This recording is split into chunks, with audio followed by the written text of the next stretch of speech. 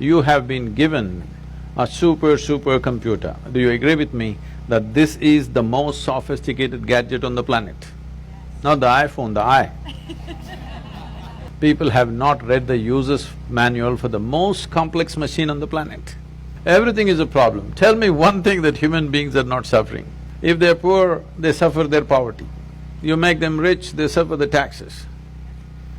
If they're not educated, they suffer that. Put them to school, lot of suffering. Not married, they suffer that. Get them married. I didn't say anything. I didn't say a thing, okay?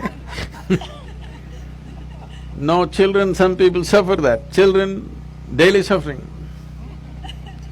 So you seem to be suffering every aspect of life. Life is not suffering, nor is it a joy. It's simply there, it's a phenomena. If you ride it, it feels fantastic. If you're crushed by it, it feels terrible.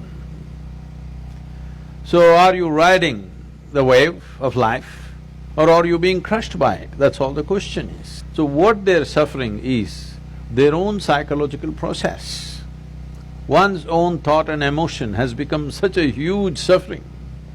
How you think and feel. How you think and feel, should it not be determined by you? What happens in the world may not happen the way you want it, but at least what happens within you must happen your way, isn't it?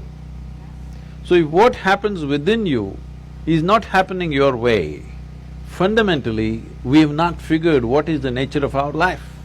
Without understanding even the fundamental of our existence, we are trying to live.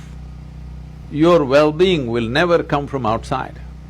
From outside, you can create comfort, you can create convenience, but you cannot create well-being.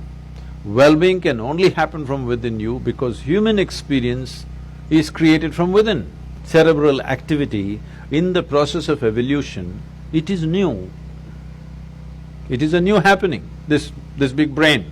When I say new, just a few million years, but in the evolutionary scale, it is new. So we have an intelligence for which we don't have a stable enough platform because your own intelligence is turned against you. You can call it by many exotic names. You can call it misery, you can call it depression, you can call it by variety of diagnosis. But essentially, your intelligence has turned against you. Just imagine 100 years ago how people lived in this same place and how you're living. Is there any damn thing to complain about in comparison?